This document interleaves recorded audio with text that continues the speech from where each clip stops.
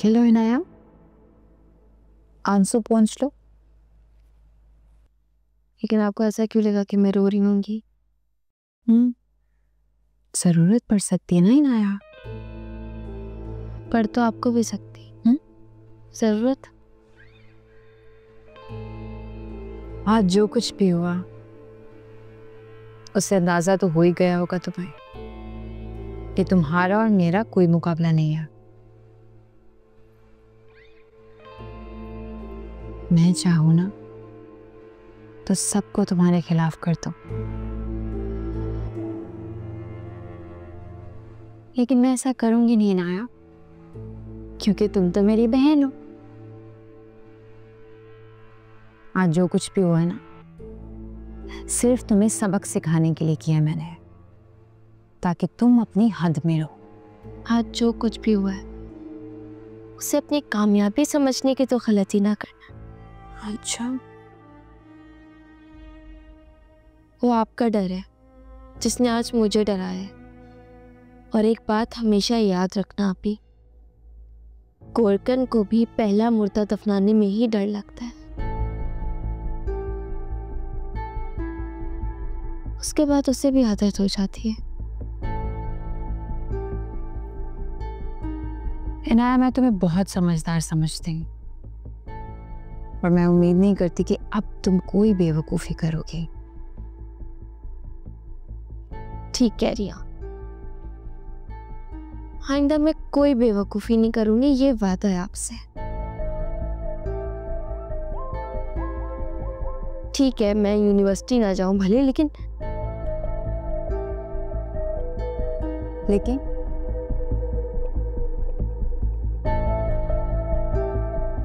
लेकिन क्या इनाया? अभी तो आपने कहा कि कोई बेवकूफ़ी नहीं करना, लेकिन मैं सब कुछ बता के ये बेवकूफ़ी कैसे कर सकती हूँ? आप ही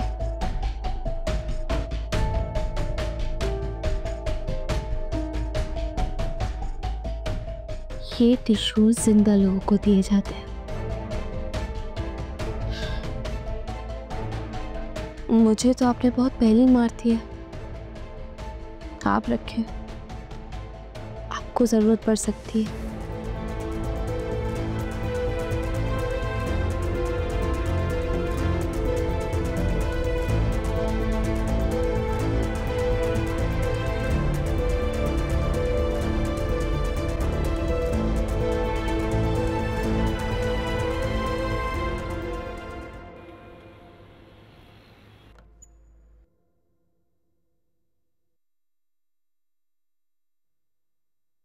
ईशल, ये क्या है? किसका सामान है? क्या है इसमें? भाभी, मॉम ने भेजा है, इसमें मेरा कुछ सामान है, कपड़े वगैरह।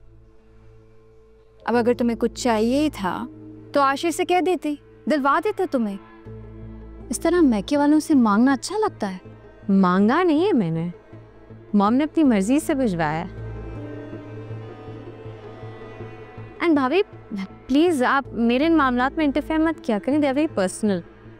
ऑब्वियसली मेरे घर से क्या आएगा क्या नहीं ये आप तो मुझे नहीं बता सकती ना।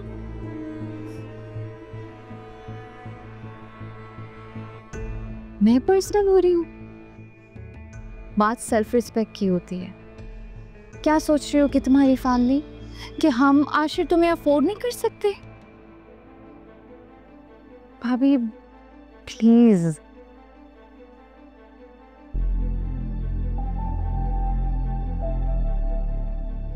बताओ आशिफ, क्या गलत कहा मैंने?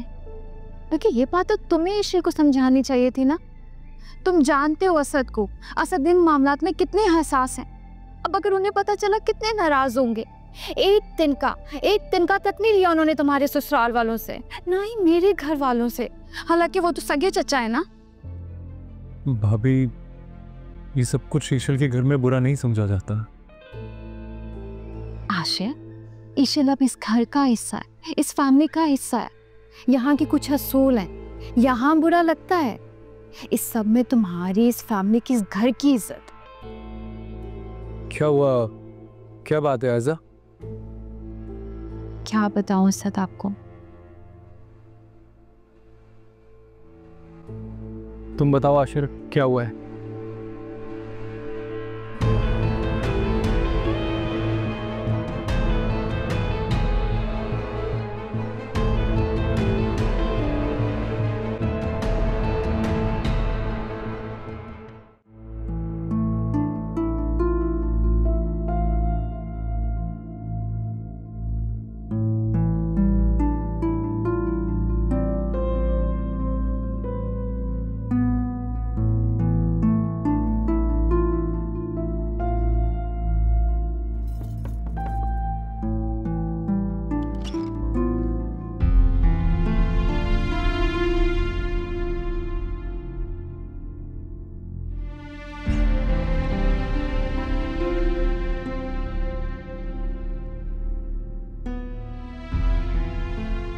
ईशल, आपने सामान पैक कर लिया?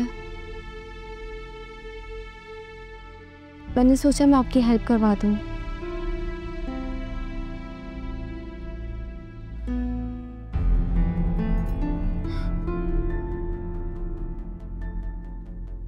क्या हुआ ईशल?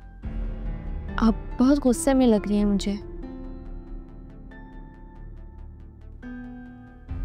मेरी बहन ने आपसे कुछ कहा है? तुम्हारी बहन खुद को क्या समझती है? वो यहाँ सबसे बड़ी हैं। इसका हरगिज ये मतलब नहीं है कि वो हम सबको अपनी मर्जी से चलाएंगी। ठीक कह रही हैं आप, लेकिन अब क्या ही कर सकते हैं, हमें बर्दाश्त करना पड़ेगा। सॉरी, नो वे।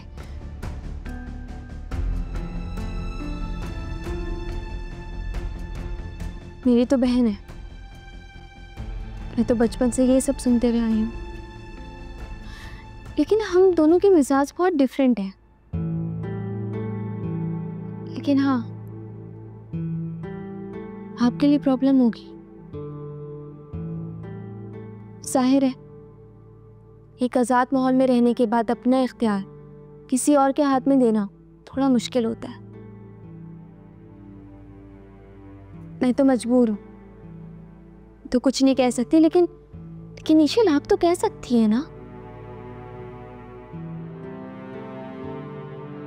अब लड़की के महके से कभी भी कुछ भी सामान आ सकता है, इसमें इतना बुरा और कमतर महसूस करवाने वाली कौन सी बात थी।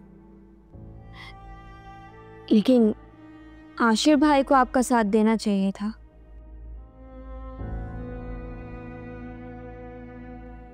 लेकिन वो बेचारे भी क्या ही कर सकते हैं, वो भी तो साथ नहीं दे सकते।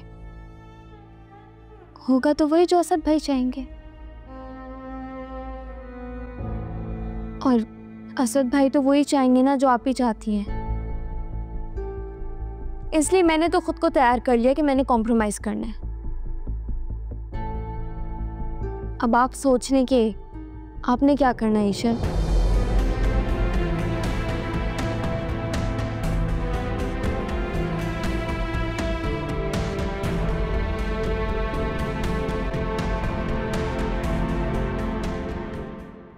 आप ये सोच रही होंगी ना कि मैं इसी माहौल में रही हूं, तो मैं आपकी फीलिंग्स कैसे समझ सकती हूँ। आप ठीक सोच रही, मैं भी इसी माहौल में रही हूँ, लेकिन मेरे भी हमेशा से यही इख्तिलाफात रहे हैं। बड़े होने की वजह से आयजा आप ही हमेशा आगे रही हैं, मुझसे पहले समझदार हो गई, और इसी वजह से सारे इख्तियार उन्हें मिल गए और मैं पीछे रह गई। बस यही फर्क है हम दोनों की सोच में। और आपको यही लगता होगा कि हम दोनों बहनों में पता नहीं क्या लड़ाई झगड़े हैं, लेकिन ऐसा नहीं है, बस सोच का फर्क है। इस घर में हम दोनों ही एक कश्ती के सवार हैं ईशल।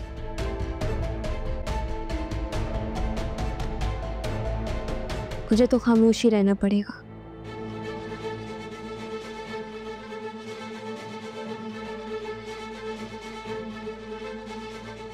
लेकिन अगर आप आज खामोश हो गई ना, तो सारी जिंदगी खामोश ही रहना पड़ेगा।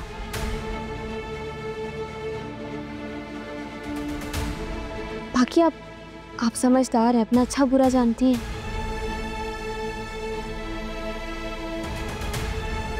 मैं चलती हूँ ईशा।